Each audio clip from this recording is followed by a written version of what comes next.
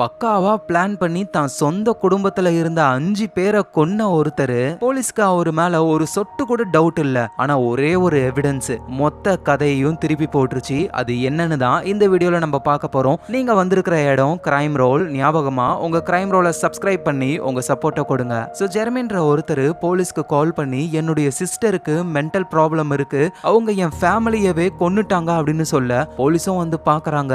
ஜெர்மியோடைய sister வந்து ஃபேமிலியில இருந்த எல்லாரையும் கொன்னுட்டு அவங்களும் சுட்டுக்கிட்டு இறந்து போயிட்டாங்க. சோ இறந்து போன எல்லாருக்கும் ஃபியூனரல பண்றாங்க. ஜெர்மிலாம் ரொம்ப சோகமா இருக்காராமா. ஆனா உண்மை என்னன்னா இவங்க எல்லாரையும் கன்னால ஷூட் பண்ணி கொலை பண்ணதே ஜெர்மி தான். நல்ல வேளையா ஜெர்மியோட சிஸ்டருக்கு மென்டல் ப்ராப்ளம் இருந்ததுனால அவங்க தான் இந்த மாதிரி பண்ணாங்கன்னு பக்காவா பிளேட்டை திருப்பி போட போலீஸும் இதை நம்புறாங்க. ஜெர்மி மேல ஒரு டவுட்டும் வரவே இல்ல. சோ ஜெர்மி ஏன் இப்படி பண்ணாரு அப்படின்னா ஜெர்மிக்கு அவரோட ஃபேமிலியை சுத்தமா பிடிக்கவே பிடிக்காது. அதோட பெரிய அளவுல சொத்து இருக்கு, எல்லாத்தையும் ஆட்டைய போடணும்னு தான் தலைவர் இந்த மாதிரி பண்ணிருக்காரு. ஆனா போலீஸ் வந்து இந்த கேஸ முழுசா முடிக்காம இந்த சம்பவம் எப்படி நடந்திருக்கலாம் அப்படின்னு சொல்லி ஃபர்தரா இன்வெஸ்டிகேஷனை பண்ண ஆரம்பிக்கிறாங்க. ஷூட் பண்ண யூஸ் பண்ணது ஒரு பெரிய ரைஃபிள். சோ அந்த ரைஃபிள்ல தான் கொலை நடந்திருக்குன்னு பக்காவா கன்ஃபார்ம் பண்ணிடுறாங்க. சோ கடைசியா ஜெர்மியோட சிஸ்டரும் அவங்களே ஷூட் பண்ணி இறந்து போயிட்டாங்க அப்படின்றதும் கன்ஃபார்ம் ஆயிடுது. ஆனா அப்பதான் அந்த வீட்ல ஒரு சைலன்சரை கண்டுபிடிக்கிறாங்க. அதாவது சத்தம் வரக்கூடாதுன்னு அந்த ரைஃபிளுக்கு முன்னாடி மாட்டி ஷூட் பண்ணுவாங்க.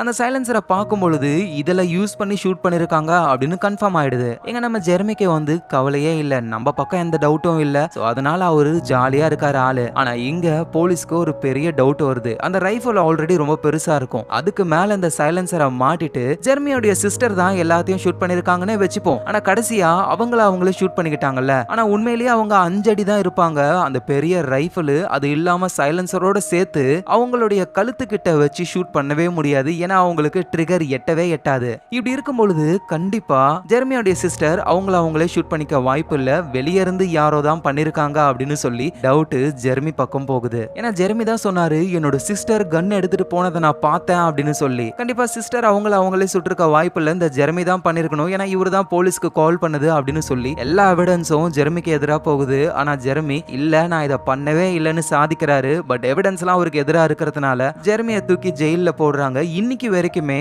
நான் அந்த கொலைகளை பண்ணல அப்படின்னு தான் அவர் சொல்லிக்கிட்டே இருக்காரு. சோ அந்த நடந்த சம்பவத்தை வச்சு the murders at the White House farm அப்படின்ற ஒரு சீரிஸே எடுத்திருக்காங்க. டைம் இருந்தா செக் பண்ணி பாருங்க. சோ ஜெர்மி மாதிரியான மனுஷங்களும் நமக்கு இடையில வாழ்ந்துகிட்டு தான் இருக்காங்க. சோ இதே மாதிரி இன்ட்ரெஸ்டிங்கான நிறைய கேசஸை பார்க்க உங்க கிரைம் ரோலை ஞாபகமா சப்ஸ்கிரைப் பண்ணிக்கோங்க.